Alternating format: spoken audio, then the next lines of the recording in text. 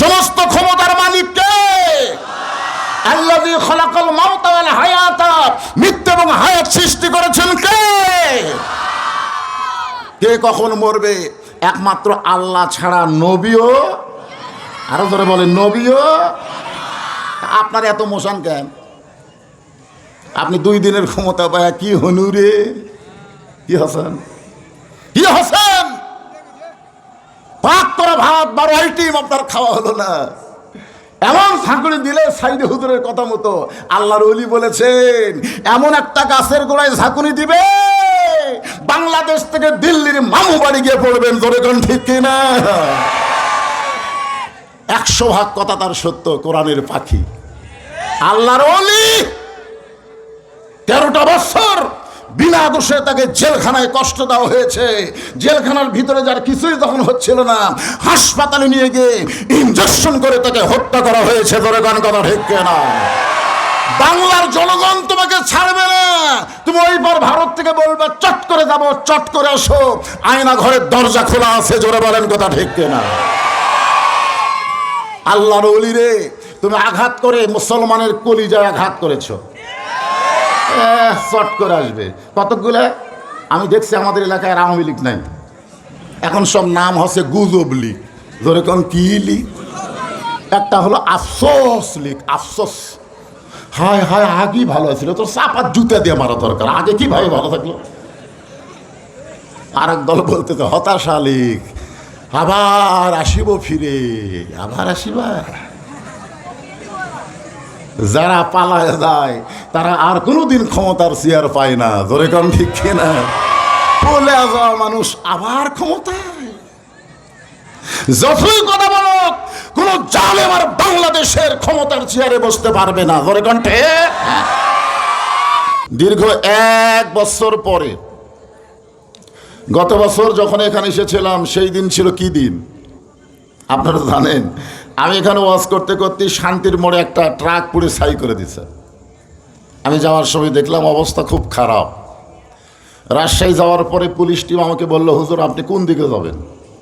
আমি বললাম কোন দিকে নিরাপদ? বলে আপনি নাটোর হয়ে বগুড়া যান, নওগাঁ হয়ে বগুড়া গেলে ধরা খাবেন। এরকম কঠিন পরিস্থিতির ভিতরে আমরা মাহফিল এসেছিলাম। দীর্ঘ 1 বছর পরে ৩৬শে জুলাই তথা 5ই আগস্ট আমাদের দ্বিতীয় স্বাধীনতা। জোরে বলেন সুবহানাল্লাহ। এই মুহূর্তে জানতে চাচ্ছি আপনারা সকলে কেমন আছেন? জি আলহামদুলিল্লাহ। আল্লাহ তাআলা আমাদেরকে শারীরিক সুস্থতা দান করে মানসিক প্রশান্তির জন্য আজকের এই জান্নাতের বাগানে কবুল করলেন। আমরা সে আল্লাহর উপর খুশি না বেজার? তাহলে জবান খুলে সমস্বরে সকলে বলবো, রব্বানা লাকাল হাম হামদান কাসীরান তাইয়িবান মুবারাকান ফিহি। এই যে ছোট বাচ্চা কয়জন বসেছে, তার মধ্যে একটা বার মোবাইল কি করতেছে, ভিডিও করতেছে। আপনারা এই বয়সে এরকম ছোট ছোট বাচ্চাদের হাতে মোবাইল দিচ্ছেন। বাংলাদেশের জন্য সবচাইতে বড় বিপদ হলো ছোট ছোট বাচ্চাদের হাতে মোবাইল দেওয়া। এমন একটা অবস্থা হয়ে গেছে, এরা মোবাইল ছাড়া ভাত খায় না। এখন এই পুচকাগুলো আমার সামনে বসলে এরা যে কি করবে আল্লাহ ভালো জানে।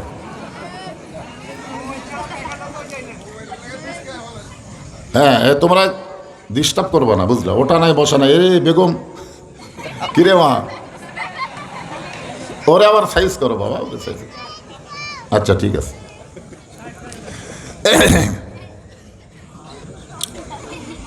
আমরা আল্লাহর প্রশংসা কেন করব? গত বছর আমি আপনাদের বলেছি, বিশেষ করে আল্লাহ আমাদেরকে দয়া করে রহম করে মুসলমানের ঘরে মুসলমান হিসাবে কবুল করেছেন। আল্লাহ কোরআনে বলেছেন, অমাইয়াবু তাগি গয়রাল ইসলামা দীনান ফালা ইউকবালা মিনহু। ইসলাম ছাড়া অন্য কোনো ধর্ম কেউ যদি গ্রহণ করে, আল্লাহ বলেছেন সেইটা কবুল করা হবে না। এখন ইসলাম ছাড়া কোনো দল যদি কেউ করে, তাহলে বুঝবেন সেইটাও আল্লাহর দরবারে কবুল হবে। ইন্নাদ-দীনা ইনদাল্লাহিল ইসলাম, আল্লাহর কাছে একমাত্র মনোনীত জীবন বিধানের নাম কি? আরো জোরে বলেন। আমরা সেই ইসলামের ভিতরে জন্ম নেওয়া মুসলমান। খুশি না বেজার? জবান খুলে বলি আলহামদুলিল্লাহ। আমরা আল্লাহর প্রশংসা করার কারণ হলো আল্লাহ ভাগ্যগুণে এমন একজন নেতাকে অনুসরণ করার তৌফিক দিয়েছেন, যিনি হলেন আমাদের নবী এবং নেতা। আল্লাহুম্মা সাল্লি আলা মুহাম্মদ, আল্লাহুম্মা সাইয়্যিদিনা মুহাম্মদ। যেরকম ঠিক কিনা? আমরা দরুদ শরীফ পড়ি, আল্লাহ যার ওপর তুমি রহমত নাজিল করবা তিনি হলেন আমাদের নবী এবং নেতা। খুশি না বেজার? এমন নেতা পায় মনে হয় বেজার হলেন।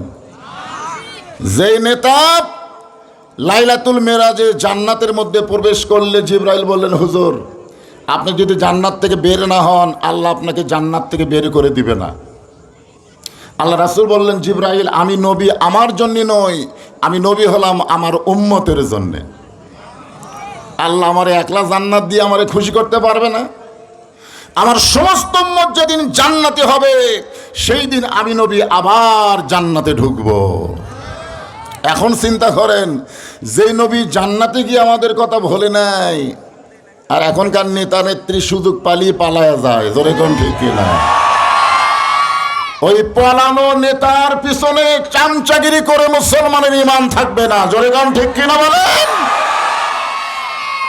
সবাইরে বিপদের মুখে ফেলে যে পালায়া যায়, অন্তত মুসলমানের দেশে তার আর কোনো রাজনীতি চলবে? নীতি চলবে কার? আরো জোরে বলেন। আমরা আল্লাহর প্রশংসা করার কারণ হলো আমরা যে কোরআন থেকে তাফসীর শুনব। এই কোরআনের প্রথমে আল্লাহ বলেছেন যালিকাল কিতাব লা রাইবা ফিহ, এমন একটা কিতাব যেই কিতাবের মধ্যে কোনো সন্দেহ, গোজামিল, ধোঁকা। মাশাআল্লাহ। এই এটা আসতে তোর এটা আনে তো লম্বা কেন? কয় আলিফ রে? 2 আলিফের মধ্যে রাখলে হবে, 4 আলিফ মারলে বিপদ হয়ে যাবে। আমি পবিত্র কালামুল্লাহ শরীফ থেকে একটা আয়াত আপনাদের সামনে আজকে তাফসীর করব। আমাদের বগুড়া জেলায় কোনো মানুষ যখন মারা যায়, বিশেষ করে মুসলমান যখন মারা যায়, মরার খবর শুনে সকলে বলে ইন্না লিল্লাহ। আপনাদের সাফাই নবাবগঞ্জের খবর কি? জোরে বলেন। আওয়ামী লীগ মরলো? না না না, কিছুদিন আগে বেগম মতিয়া চৌধুরী মারা গেল। জোরে কোন ঠিক কিনা? মরার পরে আমি কমেন্টে গিয়ে দেখলাম সর্বনাশ, 116টা কমেন্ট আমি পড়লাম, এর মধ্যে একটাও ইন্না লিল্লাহ নাই। সবাই কয় আলহামদুলিল্লাহ। আপনারা বলেন তো, কোন মানুষ মরার পরে কেউ যদি ইন্না লিল্লাহ বাদ দেয় আলহামদুলিল্লাহ কয়, ওই মানুষ যে জাহান্নামী এ ব্যাপারে কোনো সন্দেহ? আলহামদুলিল্লাহ মানুষ কখন বলে? মরার পরে খুশি, পলানোর পরে খুশি, মুখে নিয়ে হাসি, খাই মিষ্টি। ধরে কোন ঠিক কিনা? ইজা আসাবাতুহুম মুসিবাতুন ক্বালু ইন্না লিল্লাহি ওয়া ইন্না ইলাইহি রাজিউন। আগে আয়াতের বাংলা অর্থটা আমি শুনাই। ইজা মানে যখন, আসাবাতুহুম মুসিবাহ তোমাদের উপরে বা তাহাদের উপরে বিপদ আপদ মুসিবত আসবে, ক্বালু তখন তারা বলবে ইন্না লিল্লাহি ওয়া ইন্না ইলাইহি রাজিউন। আপনারা যে ইন্না লিল্লাহ পড়েন না মানুষ মরার পরে, এর বাংলা অর্থ কি? হ্যাঁ জানেন না? এমনি এমনি পড়েন। 30 বছর হলে এক মুরব্বী মসজিদে ঢোকে, নামাজ পড়ে বাইরে আসে। আমি বললাম মুরব্বী মসজিদে ঢোকার সময় কি বলেন? বলে আল্লাহুম্মা আফতাহ লি আবওয়াবা রহমতি। আচ্ছা এই যে পড়লেন এই দোয়ার অর্থ কি? কই বাজান আরবি পারি, বাংলা তো বুঝি না। বের হওয়ার সময় বললেন আল্লাহুম্মা ইন্নী আসআলুকা মিন ফাদলিক, এর বাংলা অর্থ কি? আরবি মোটামুটি পারি কিন্তু বাংলা তো অর্থ বুঝি না। সমস্যা। মানুষ মরার পর ইন্না লিল্লাহ পড়েন, অথচ এরা অর্থ বুঝবেন না, তাহলে তো হবে না। কোন বনেরই পাখি তুমি, আইলারে কোন বনে, আবার কোন বনেতে যাইতে হবে পড়ছে নাকি মনে। কোথায় তুমি ছিলা, কোথায় তুমি আসলে, আবার কোথায় তোমাকে যেতে হবে, মনে রাখার দরকার আছে না নাই? চারতলা বিল্ডিং করার পরে ঘাড় কাত করে দেখে, আর একজন বলে ভাই কি দেখেন, বলে রড বার করে রাখছি আর এক তালা বানাবো। দুই কান্দের দুই ফেরেশতা বলে শয়তান উপর দিকে নাকা তাকাইয়া নিচের দিকে তাকা, যতই তালা বানা তোর ঠিকানা হবে নিচতলা। ধরে কোন কথা ঠিক কিনা? একতলা না, একতলা না, নিচতলা। নিচতলা মানে আন্ডারগ্রাউন্ড, বুঝেন? বলেন নিচতলায় থাকবার মন চাই? কথা বলেন। স্বৈরাচারী হাসিনা এমন একটা জেলখানা বানাইছিল যার নাম হলো আয়না ঘর। জোরে বলেন কি ঘর?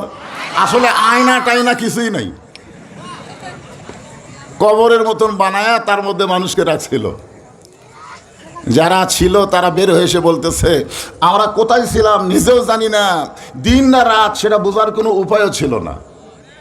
এমন একটা জায়গায় ছিলাম, আহারে 9 বছর, 8 বছর, 10 বছর।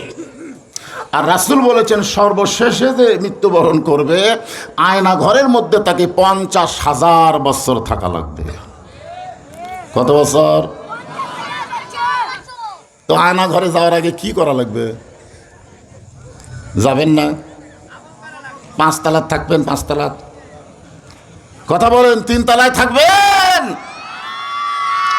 কিন্তু যেদিন ডাক পড়িবে, কিন্তু যেদিন ডাক পড়িবে কবর মাঝে যাইতে, জোগাড় কিছু করছো বন্ধু তার মাঝে বিছাইতে।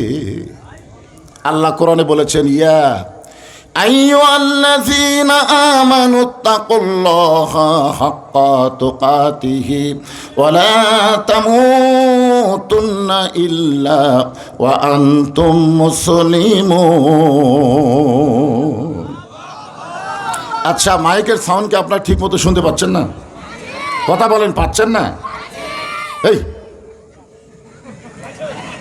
তোরা যেভাবে শুরু করলি পিছনে লোকের কথা তো আমি এখন আমারই শোনা কঠিন হয়ে গেল। একটু চুপ থাকতে বাজান, কারণ সবাই যদি শুনতে পান তো এদিক সেদিক তাকাতাকি করেন কেন? এখান থেকে বাড়ি যাওয়ার কোনো গ্যারান্টি এ অন্তর থেকে কোন বারে এই মুখে মুখে কথা শুনে আমরা বিপদত পড়ছি ভাই। অন্তর থেকে বলতে হবে এখান থেকে বাড়ি যাওয়ার কোনো গ্যারান্টি। হ্যাঁ, সেজন্যে ইন্নালিল্লাহর তাফসীরটা একটু মনোযোগ দিয়ে শুনবেন। মিশে মায়ায় বন্দি থাইকা করলাম কত খেলা, পশ্চিমে তাকায়া দেখো তোমার ডুইবা গেছে বেলা। দেখেন এটা কোন দিক থেকে আছে, এরা মরার কথা খেয়াল করবি। তাই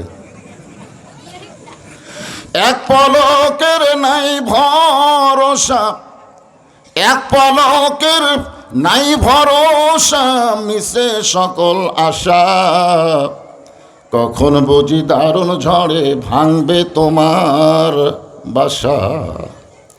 আল্লাহ বলতেছেন যারা আমাকে বিশ্বাস স্থাপন করেছ তোমাদের 1 নম্বর আমল হচ্ছে আত্তাকুল্লাহ, ভয় করতে হবে কার? আমরা ভয় করি কাকে? হ্যাঁ, 15.5 বছর আমরা বাংলাদেশের মুসলমান আল্লাহর চাইতেও একজনকে বেশি ভয় করতাম। আমার এলাকার কি ইমাম সাহেব ভয়ের ঠেলায় দোয়া করছে রব্বানা আতিনা ফিদ দুনিয়া হাসিনা, মানে হাসানার জায়গায় হাসিনা মারছে ভয়ের ঠেলায়।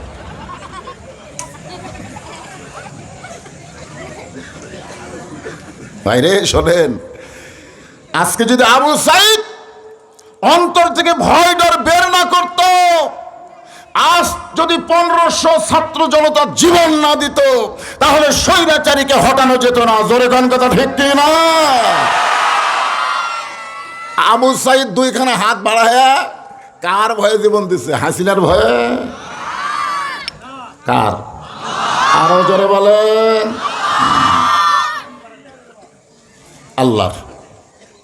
আল্লাহ বলতেছেন হাক্কা তুকাতিহি, শুধু ভয় করলে হবে না, ভয় করার মতো ভয় করা লাগবে।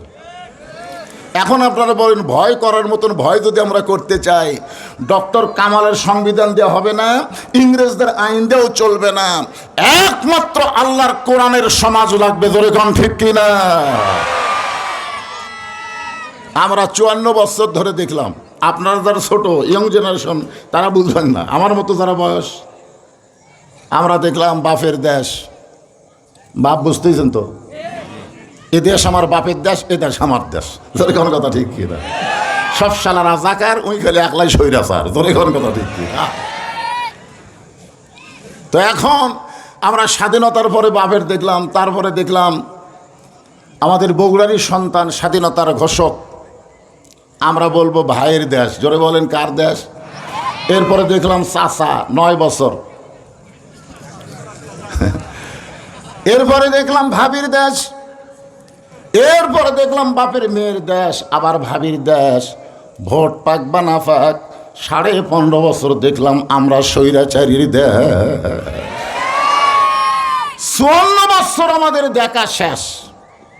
কয় বছর? 54 বছর আমাদের দেখা শেষ। অন্তত আগামীতে আমরা দেখতে চাই আল্লাহর কোরআনের বাংলাদেশ। কারা কারা দেখতে চান? তুই হাত তুলে আমার আল্লাহর দেখান। লিল্লাহি তাকবীর। হাত নামান। আলহামদুলিল্লাহ। মাইকের সাউন্ডটা একটু ভিতরে যেন ভালো মতো হয় বাজান, এটা মনে হয় বাইরে বেশি যাচ্ছে, চনচন করতেছে। এখন আসেন, ইন্না লিল্লাহি ওয়া ইন্না ইলাইহি রাজিউন। ভুলে গেলে কিন্তু চলবে না। এটা আসলে কি মরার পরে দোয়া নাকি? এটা হলো মুসিবত। এই যে একজন বলতেছে এটা হলো মুসিবত।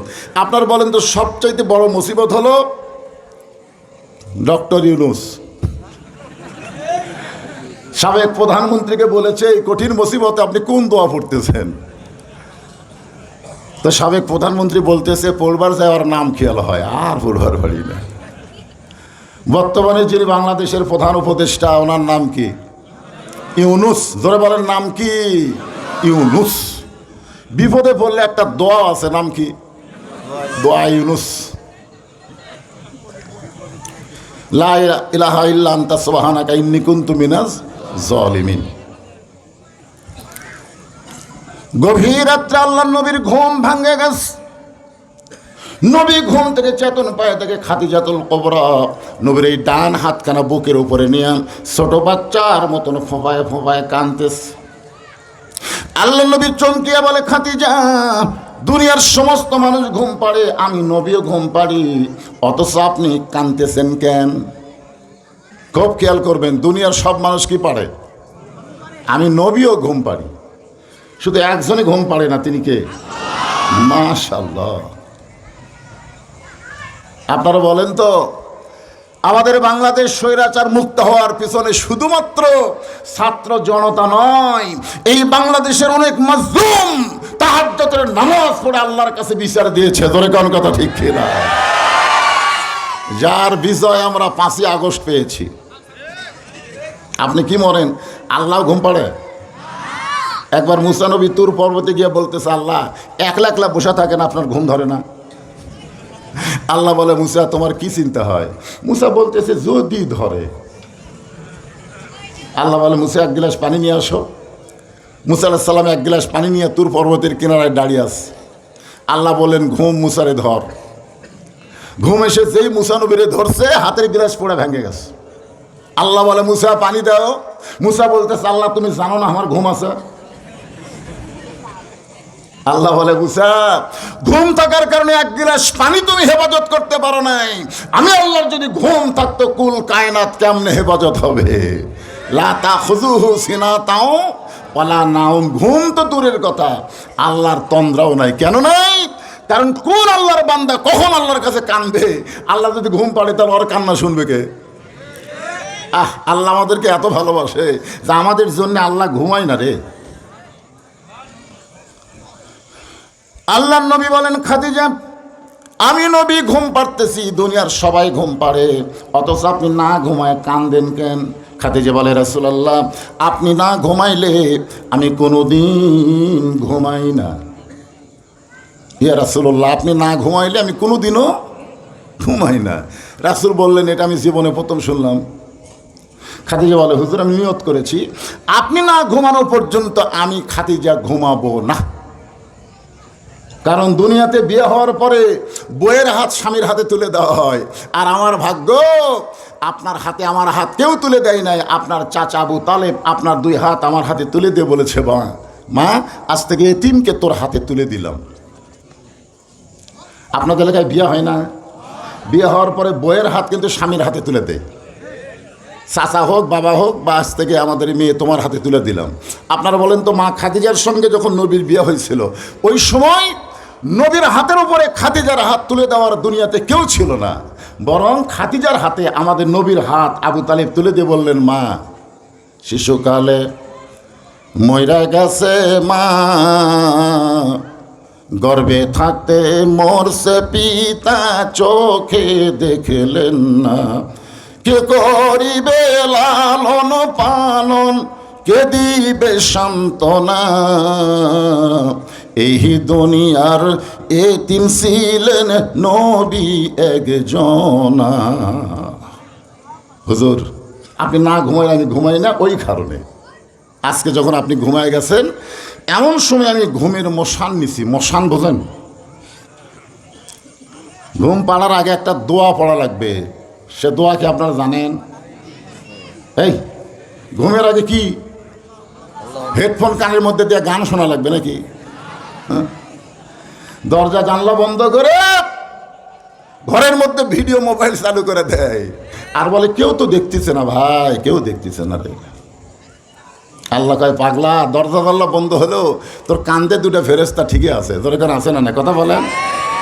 তোমার 2 কান্দে 2 মোহরি, লিখিতেছেন ডায়েরি, দলিল দেখে রায় দিবে, টাকা পয়সার নাই কারবার। সবাই বলেন, আছেন আমার মুক্তার। এ গান গাইলে গুনাহ হবে না, 60 এখন।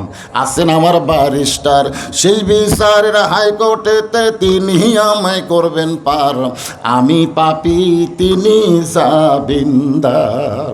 মনের ঘরে তালা দিয়া, সোনালা বলেন, মনের ঘরে তালা দিয়া চাবি নিয়ে আসেন সাই, আমি অধম সাধ্য কি তার হুকুম ছাড়া বাইরে যাই। মনরে পাড়া পারে থাকলে তারা, সঙ্গে নিয়ে গাড়ি ভাড়া, জবাবদিহি করতে হবে ধরলে টিকিট কালেক্টর। সময় থাকতে মোনা, এলাকা মনে থাকবে। সবাই বলেন, সময় থাকতে মোনা হুঁশিয়ার। সুবহানাল্লাহ বলেন। কিরামান কাতিবিনা ইয়ালামুনা মা তাফআলুন। তাহলে ঘুমের আগে একটা মশান নিয়ে, মানে ঘুমের সাইজ হয়ে একটা দোয়া পড়া লাগে। আপনারা পারেন তো ইনশাল্লাহ? সবাই বলেন, আল্লাহুম্মা বিইসমিকা আমুতু।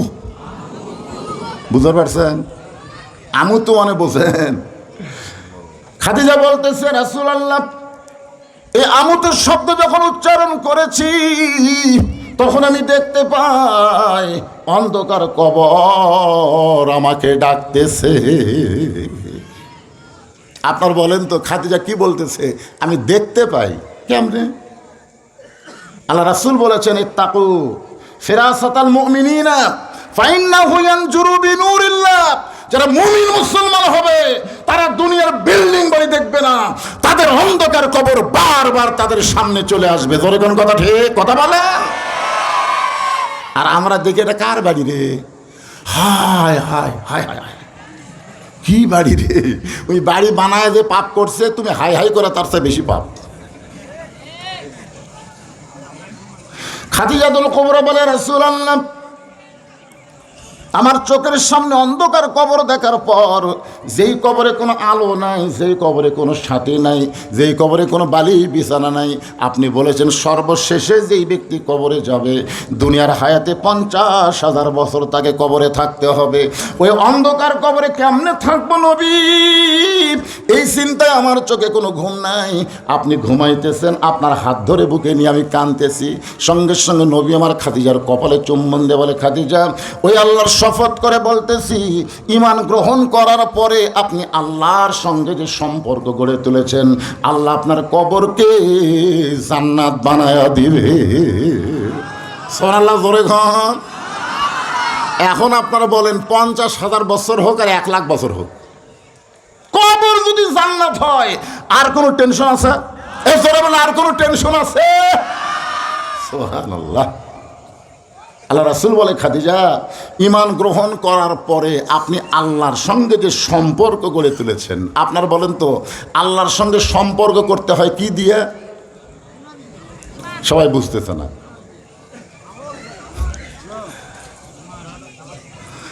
চিন্তা পড়ে গেছে, কি কই? ঈমান যে আমরা গ্রহণ করেছি না কলেমা পড়েছি, এটা এখন চিন্তার কথা। আল্লাহ রাসূল বলেছেন, ইকরার বিল লিসান, তাসদিক বিল জিনান, আমল বিল আরকান, এরই নাম হলো ঈমান। শুধু মুখে মুখে কলমা শরীফ পড়লে হবে না, তাসদিক বিল জিনান, এই কলেমাকে কলিজার মধ্যে জায়গা দেওয়া লাগবে। জোরে কোন ঠিক? ঈমান যদি কলিজার মধ্যে জায়গা পায়, ওই ব্যক্তি কোনোদিন আল্লাহ ছাড়া অন্য কারো কাছে মুখাফেক্ষি হবে না। উকিল বলতেছে, ভাই আপনার তো ফাঁসির রায় হয়ে গেল, আপনি রাষ্ট্রপতির কাছে একটা বাঁচার দরখাস্ত লেখেন, রাষ্ট্রপতি দয়া করে যদি আপনাকে মাফ করে তাহলে আপনার ফাঁসি হবে না। ইমানদার মুচকি মুচকি হাসে। উকিল বলে, হাসেন কেন? বলে, হাসার কারণ হলো, তুমি রাষ্ট্রপতির কাছে আমাকে দরখাস্ত লিখতে বলতেছো বাঁচার জন্যে। আমি আমার জীবনে 3টা রাষ্ট্রপতিকে ক্ষমতার থাকা অবস্থায় মরা দেখছি। কয়টা? একটা হলো শেখ মুজিবুর রহমান, একটা হলো জিয়াউর রহমান, একটা হলো জিল্লুর রহমান। ক্ষমতার থাকতে যারা মরে যায়, কোন ইমানদার বাঁচার জন্য তাদের কাছে দরখাস্ত লেখে। উকিল বলতেছে, এই গোয়ারকের কারণে তো আপনার ফাঁসি হবে। ইমানদার বলতেছে, আমার ফাঁসি হবে কিন্তু মৃত্যু হবে না। যেই বলছে আমার ফাঁসি হবে, মৃত্যু হবে না, উকিল বলে, আপনি পাগল হলেন নাকি? ফাঁসি হলেই তো মৃত্যু হবে, তাহলে আপনার মৃত্যু হবে না কেন? এবার ইমানদার বলতেছে, ওয়ালা তাকুলু লিমান ইউকতালু ফি সাবিলিল্লাহি আমওয়াতুন বাল আহয়াউ ওয়ালাকিন লা তাশউরুন। আল্লাহ রাস্তায় যাদেরকে হত্যা করা হয়, অন্যায়ভাবে যাদেরকে ফাঁসি দেওয়া হয়, তোমরা তাদেরকে মৃত্যু বললেও আল্লাহ বলতেছেন তারা জীবিত। আমাকে একজন বলল, হুজুর আমার একটা ছেলে হয়েছে, কি নাম রাখলে ভালো হয়? আমি বললাম, মতিউর রহমান নিজামী রাখো। ছেলেটার নাম রাখো মতিউর রহমান নিজামী। লোকটা বলতেছে, আলহামদুলিল্লাহ, আজ থেকে আমার ছেলের নাম হলো মতিউর রহমান। কিছুদিন আগে একজন বলতেছে, হুজুর আমার ছেলের একটা মেয়ে হয়েছে, কি নাম রাখবো? আমি বললাম, হাসিনা। এই করেছে হাসিনা। ও আমার কই, নাউজুবিল্লাহ, নাউজুবিল্লাহ হুজুর, আপনার কাছে আমি নাম চাইলাম, এটা একটা নাম হলো। তার মানে বুঝাচ্ছে হাসিনা কোনো নামই না, হাসিনা হলো স্বৈরাচার। ধরে কোন কথা ঠিক কিনা? তার মানে বোঝা গেল, তুমি যদি স্বৈরাচার হও, বাঁচা থাকলেও তুমি পচে যাবা। আল্লাহ রাস্তায় যাদেরকে হত্যা করা হয়েছে, তারা দুনিয়া থেকে বিদায় নিল, কিয়ামত পর্যন্ত তারা জীবিত। ধরে কোন কথা ঠিক কিনা? আল্লাহ রে,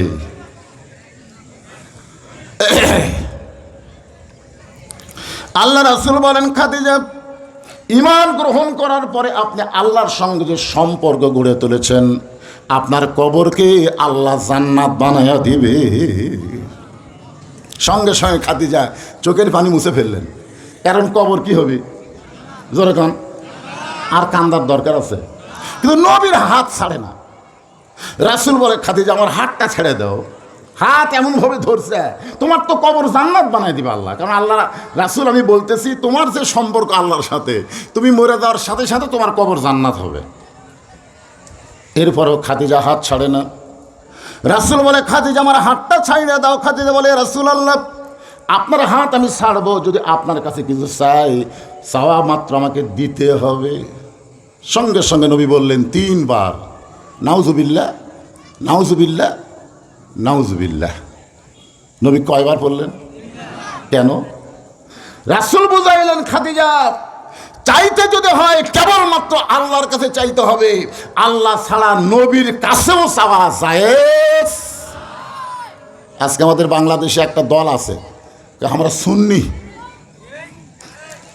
আমার দয়াল বাবার দরবারেতে কেউ ফিরে না খালি হাতে।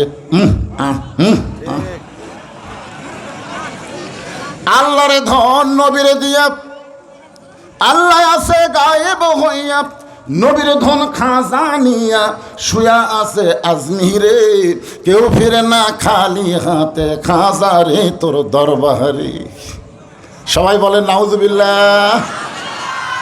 আপনাদের বলতে হবে, কেউ ফিরে না খালি হাতে, কেউ ফিরে না খালি হাতে, আল্লাহ তোমার দরবারে। কার দরবারে? আরো জোরে বলেন। যদি কেউ বলে আমার দয়ার আল্লাহর দরবারেতে, কথা হবে না? দয়াল বাবার, বাবার জায়গাত কি ঢুকান লাগবে? আরো জোরে, জোরসে বলুন। জোর হলো না, আরো জোরে।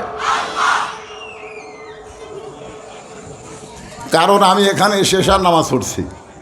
আমি মনে করছিলাম গত বছর তো আমার ওয়াজেরা শুনছি, আমি এখন সিনা বক্তা, আমার 9:30টার মধ্যেই টেজর দিবে। ওরে বাবা রে, আনতে আনতে দিল 11টায়। আমি কি ঘুম পাড়া নামাজ কর্ম? আগে আপনাকে চেতন করে তারপরে মারা লাগবে। জোরে কোন ঠিক কিনা? তাফসীর হচ্ছে ইন্নালিল্লাহ। জোরে কোন কি? ইন্নালিল্লাহ।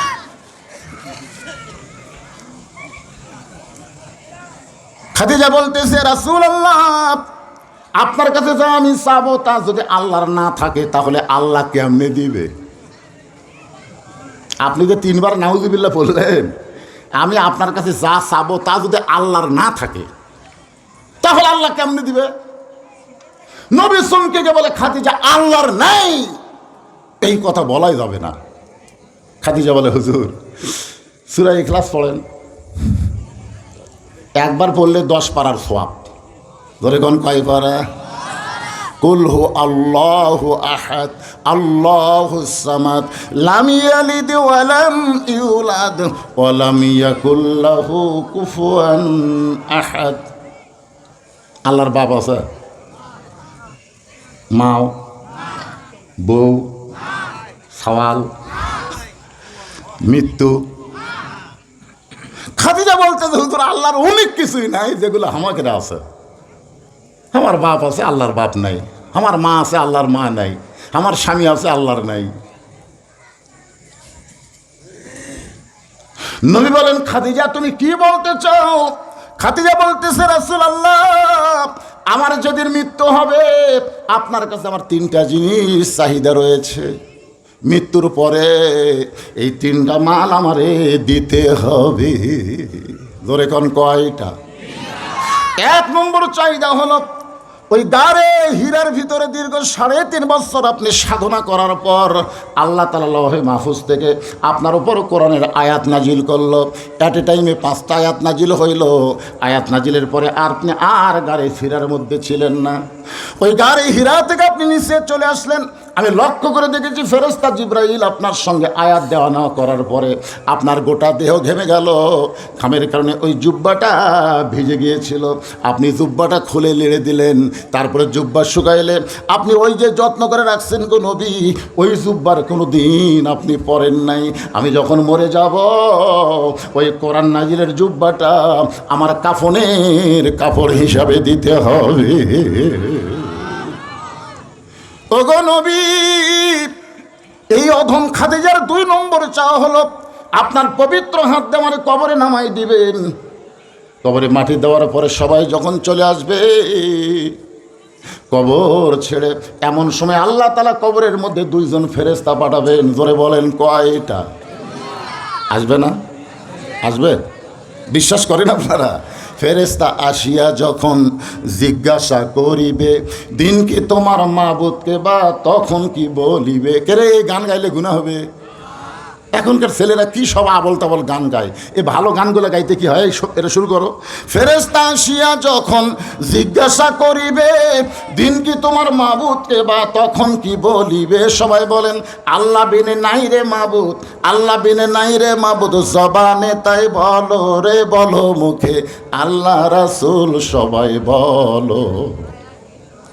খাদিজা বলে রাসূলুল্লাহ, ওই মুনকার নাকির ফেরেশতা আমাকে 2টা প্রশ্ন 3টা প্রশ্ন করবে, আমি প্রশ্নের উত্তর দিবার পারবো না, আমার পক্ষ থেকে আপনাকে উত্তর দেওয়া লাগবে।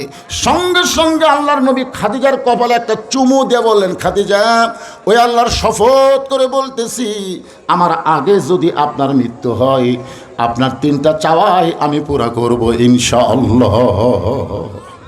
আপনার বলেন তো রাসূল কি বললেন? আমার আগে যদি আপনার মৃত্যু হয়। এই কথার দ্বারা রাসূল বুঝালেন কে কখন মরবে এটা আল্লাহর নবীও আর আমাকে কাউয়া জানে। আসলে টেজের উপর তো উঠপারই পারতো না, 2 ছেলে ধরে টেজর তুলে দিত। ধরে কোন ঠিক কিনা? মাজাত নাই বল, আশায় মাইক পায় বলতো খেলা হবে খেলা হবে। কে রে পাগলা, খেলবার গেলে মাজাত বল থাকা লাগবে। ধরে কোন ঠিক কিনা? সাইড থেকে একজন বলে 41 সাল পর্যন্ত তোমরা বাংলার জনগণ নিয়ে খেলবে। আল্লাহ কয় খেলা ফাইনাল হবে 36শে জুলাই। তোরখন কথা ঠিক কি না? পালাবো না পালাবো না। কেরে কাওয়া কোথায়? জোরে বলেন, একটু মনোযোগ দিয়ে শুনবেন। আল্লাহ রাসূল বললেন, খাদিজা, আল্লাহর শপথ করে বলতেছি, আমার আগে যদি আপনার মৃত্যু হয়, আপনার 3টা চাওয়াই আমি পুরা করব ইনশাআল্লাহ। মা খাদিজা দুনিয়া থেকে বিদায় নিলেন। যাওয়া লাগবে ভাইজান। মা খাদিজা দুনিয়া থেকে যখন বিদায় নিলেন, নবী তাকায় দেখে নবীর 4টা মেয়ে কাঁদতেছে। মা খাদিজার পেট থেকে 4টা মেয়ে আল্লাহ রাসূলকে দিয়েছিলেন। জোরে কোন কয়টা? 4টা মেয়ে বসে বসে কাঁদতেছে। একটা মেয়ের নাম হলো রোকেয়া, একটা মেয়ের নাম হলো কুলসুমা, একটা মেয়ের নাম হলো জয়নাব, আর একটা মেয়ের নাম হলো সবাই জানেন হাসান হোসেন। নবীর কোলত বসে আছে। নবী বলতেছে, আল্লাহ আমাকে 3টা মেয়ে দিছে। একটা মেয়ে হলো কুলসুমা, একটা মেয়ে হলো জয়নাব, আর একটা মেয়ে হলো রোকেয়া। এই সাহাবীরা, আল্লাহ তাআলা আমাকে 3টা মেয়ে দিছে, একটা কুলসুমা, একটা রোকেয়া, আর একটা জয়নাব। হাসান হোসেন খেলে খেপতিছে, কে রে? আমার মাও গরিব দেখে আমার নানা সে মেয়ের নাম লেয় না কেন? 2 ভাই রাগ করে যখন চলে যাচ্ছে, রাসূল বলে, কোথায় যাস? আমার মায়ের কথা মনে হয় না? 3বার বললেন রোকেয়া, জয়নাব, কুলসুমা, তো আমার মাও কোন জায়গা? আল্লাহ রাসূল বলে, আয় আয় আয়। 2 ভাইকে বুকের মধ্যে নিয়ে বলে, রে হাসান হুসাইন, তোদের মা আমার মেয়ে না, তোদের মা ফাতেমা হলো আমার মা। নবী তাকায় দেখে 4টা মেয়ে কাঁদতেছে, কিন্তু 3টা মেয়ে হলো জোরে জোরে, আর ফাতেমার চোখ দিয়ে পানি পড়ে, কিন্তু কান্নার কোনো সাউন্ড নাই। 3টা মেয়ে কাঁদতেছে, আমার মা মইরা গেছে রে, কোথায় গেলে মাকে পাবো বলে দাও না আল্লাহ রে, আমার মা মইরা গেছে রে। আপনাকে এলাকাতে এরকম মেয়েরা কাঁদে না? আমার এলাকার এক বাপ মরছে, এক মেয়ে সে কাঁদতেছে, আমার বাবা মইরা গেছে রে, মরার আগে খাট দিবার চাছিল, সে খাট আমাকে দিবে কে, আমার বাবা মইরা গেছে রে। তখন বড় ভাই যা বলতেছে, পাগলি আর কান্দিস না, যে খাট বাবা দিবার চাইছিল সেই খাট আমি তোরে কিনা দিব, আর তুই আফসোস করে কান্দিস না। তখন মেয়েটা কাঁদতেছে, আমার বাবা মইরা গেছে, খাট দিবার চাইছিল, সেই খাট আমায় বড় ভাই দিবে, কিন্তু খাটের তোষক বালিশ দিবে কে, আমার বাবা মইরা গেছে। তখন এক ভাই এসে বলতেছে, পাগলি কান্দিস না, ওই তোষক বালিশ যা লাগে আমি দেবো। তখন মেয়েটা সাইডে যায় বলতেছে, বুড়া হলে মরবি, বুড়া হলে। আমার মায়েরা যারা পর্দার অন্তরালে মা শোনেন, কানতে যদি চান ফাতেমার মতন কানতে হবে, কান্নার কোনো শব্দ বের করা যাবে। আল্লাহর নবী 4টা মেয়ের ভিতরে ফাতেমাকে কাছে ডাকলেন, ও ফাতেমা তুমি একটু আমার কাছে আসো মা। ফাতেমা যখন নবীর কাছে, আল্লাহ রাসূল বলে, ফাতেমা তোমার মা দুনিয়া থেকে বিদায় নেওয়ার আগে আমাকে ওসিয়ত করে গেছে। ওসিয়ত পালন করা হলো ওয়াজিব। জোরে কোন ওসিয়ত কি? ও ফাতেমা তোমার মা আমাকে বলেছে আমি যখন মরে যাব ফাতেমা যেন একা একা আমাকে গোসল করায় দেয়। আমার 4টা মেয়ের ভিতরে 3টা মেয়ে যেন গোসল করার মধ্যে অংশগ্রহণ না করে, ফাতেমা শুধু একা একাই আমাকে গোসল করায় দিবে। ও মা তোমার মা ওসিয়ত করেছে তোমার মাকে একা একাই কাফনের কাপড় পরাতে হবে, অন্য কেউ তোমার সঙ্গে থাকতে পারবে। ফাতেমা বলে, বাবা এটা কি ওসিয়ত? এখন আমি যদি মাকে একা একা গোসল করাই, আমার 3টা বোন তো মন খারাপ করবে। আমি যদি আমার মাকে একা একা কাফনের কাপড় পরাই, আমার 3টা বোন তো মন খারাপ করবে। রাসূল বললেন মন খারাপ করবে না দুঃখ পাবে, এইটা ব্যাপার না, ওসিয়ত পালন করা হলো ওয়াজিব। জোরে কোন ঠিক কি না? কারণ তোমার মা তোমার মধ্যে এমন কি দেখছে যেটা দেখার পরে খালি তোমার কথাই কছে ওই 3টা বাদ দিছে। এখান থেকে প্রমাণ হলো আপনিও মরার আগে ওসিয়ত করতে পারবেন, আপনার কবর যেন কোনো বেনামাজি না খোঁড়ে, ওসিয়ত করবেন। একজন করলো ঠিক, বাদ বাকি কথা কন না কেন? দুনিয়ার কোন 3তলা 4তলা বাড়ি যদি আপনি বানান, সেই বাড়ি ভালো মিস্ত্রি খোঁজেন যে কোন মিস্ত্রি দিয়ে এই বাসা করলে সুন্দর হবে।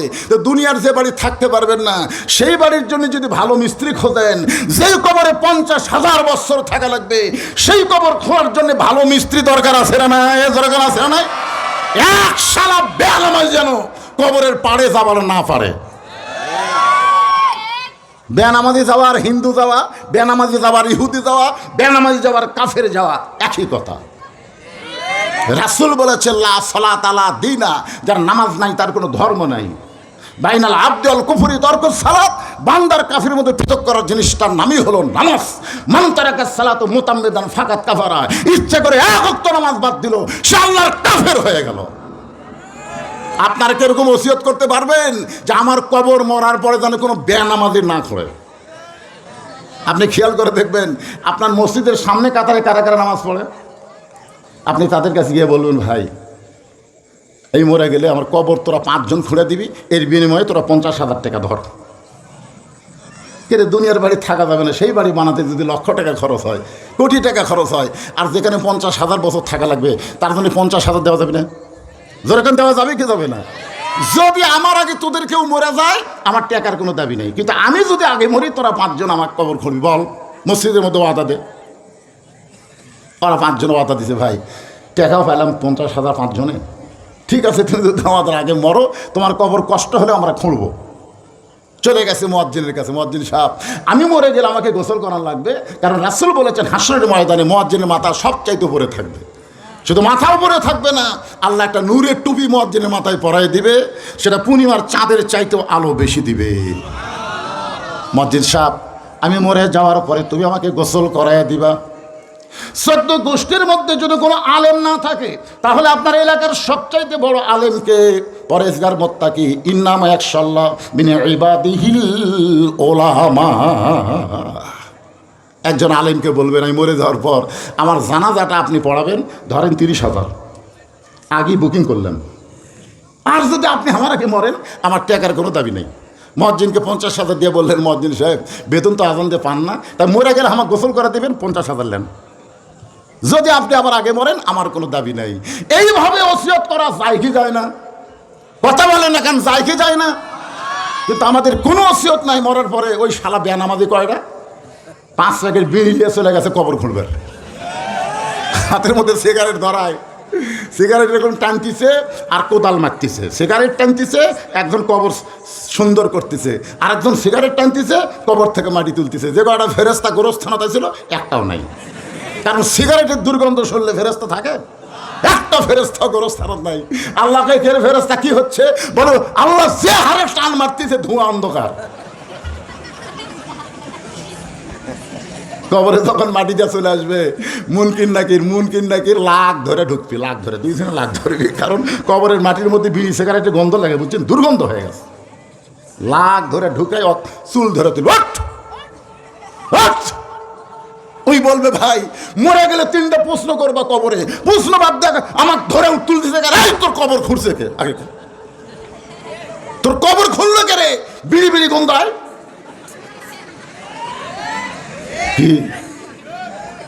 আপনারা মনে করতেছেন মরে গেল ফুরে গেল, তাহলে কেন বলেন মিনহা খালাকনাকুম, পড়েন মিনহা খালাকনাকুম অফিহা নুইদুকুম অমিনহা নুখরিজুকুম তারাতান উখরা। আপনার কি মনে করতেছেন মরে যাওয়া মানে ফুরে যাওয়া? কথা বলেন না কেন, আমার কথাই বুঝবার পারতেছেন না। আল্লাহ নবী বললেন ফাতেমা তোমার মা তোমার কাছে এমন কিছু দেখেছে যার কারণে অন্য 3টা মেয়েকে ওসিয়ত না করে তোমাকে শুধু একা একা ওসিয়ত করেছে। ফাতেমা বলতেছে বাবা আমার মধ্যে মা কি দেখছে, আমার ভিতরে মা কি দেখছে? আল্লাহ রাসূল বললেন আমি তোমার মায়ের মুখে শুনেছি, তুমি যখন মায়ের পেটে ছিলে তোমার মা নাকি কোনো দিন প্রসবে তুমি গর্ভে তুমি আসো এটা বুঝবার পারিনি। সুবহানাল্লাহ। তোমার মায়ের মুখে আমি শুনেছি তুমি যখন প্রসব হয়েছ তোমার মায়ের নাকি কোনো প্রসবের ব্যথা হয়নি, এবং প্রসবের পরে তোমার মা তোমার দিকে তাকায় দেখে তুমি 2 হাত দিয়ে তোমার ইজ্জতকে ঢেকে রেখেছ, মা হইয়াও তোমার ইজ্জত দেখতে পারেনি। এমন কিছু সিম্পটম তোমার মা তোমার কাছে পাইছে যে এটা পাওয়ার কারণেই আমাকে ওসিয়ত করেছে। আল্লাহর নবীর মেয়ে ফাতেমা খাদিজাকে গোসল করালেন। এটা আবার কি করবে, এটা কি করবে ফাতেমা? বসান্তরে বাজান দেখে প্রথমেই সন্দেহ হচ্ছে না, ছুঁয়ে আসো, যাও যাও। তোমরা কেউ যাবে নাকি? গেলে এই সুযোগে যাও, কারণ তোমাকে ওয়াজ শোনানোর দরকার আমার নাই, তোমরা হলো সিজার করা, যতই ওয়াজ শুনি কাম হবে না। কারণ সিজার করা বাচ্চারা মোবাইল ছাড়া ভাত খায় না, মোবাইল ছাড়া এদের কান্না থামে না। কথা কন না কেন? কথা কারণ জন্ম হওয়ার আগেই পেট কাটে, 2 দিন পরে নর্মালি হতো, ওর মায়ের অধৈর্য হওয়ার কারণে পেট কাটা লাগছে। আর মা খেলে ওরে বাবারে মরে গেল, ওরে বাবারে মরে গেল, আর কি করবি? আজ থেকে 50 বছর আগে গায়ক বলে গেছে কি বলবো প্রসবের ব্যথা, মা বিনে সেই ব্যথা কেউ তো বুঝিবে না, মাজন ঠেকিয়া সন্তানের দায় অকালে মা মারা যায়, কেন সে মায়ের ভক্তি করবা না, এমন দরদি ভাবে কেউ হবে না আমার মা গো। এর উপরে যে কয়টা বসে আছি সব কয়টা নর্মাল, কারণ তো স্টেজের উপর যে কয়টা আছে এর মধ্যে একটা সিজার আছে, একটাও সিজার নাই। আর এই কয়টার মধ্যে সন্দেহ আছে। পেট কাটার পরে দেখে আর ঘুমই ভাঙেনি। তখন 2 ডাক্তার পরামর্শ করে কে রে ভাই পেট তো কাটলো রে, কিন্তু ঘুম তো ভাঙেনি, কি করা যায়? পাও ধরে বাইর করে একটা ঘুরানি দেওয়া হতো। তখন পেটের ভিতর থেকে বাচ্চা বাইর করে এইভাবে একটা ঘুরানি দেয়, ওই ঘুরানি সরে মাথার ঝাঁকেলে এই যে ঝাঁকি খাসে ভাই, ওই ঝাঁকিতে ওই বাচ্চা অস্থির হয়ে গেছে, আর কোনো জায়গায় ঠিক মতো থাকতে পারে না। ওই যে কিছুক্ষণ আগে যেতে চলে গেল, খোঁজলে দেখেন সিজার করা।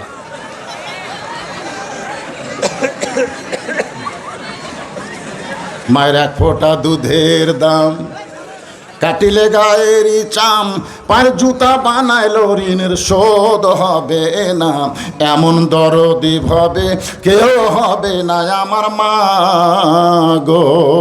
ওয়াসাইনাল ইনসানা বিওয়ালিদাইহি ইহসানান হামালাতুহু উম্মুহু, জোরে কোন আল্লাহু আকবার। একটু মনোযোগ দিয়ে শুনতে হবে।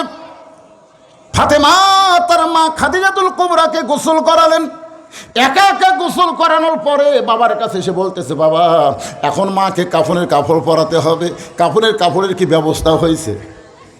সঙ্গে সঙ্গে আল্লাহর নবী ওই জুব্বাখানা, ওই গাড়ে হীরা, এখন বর্তমানে নাম হয়েছে জাবালে রহমত, ওই পাহাড়ের নাম হলো জাবালে নূর।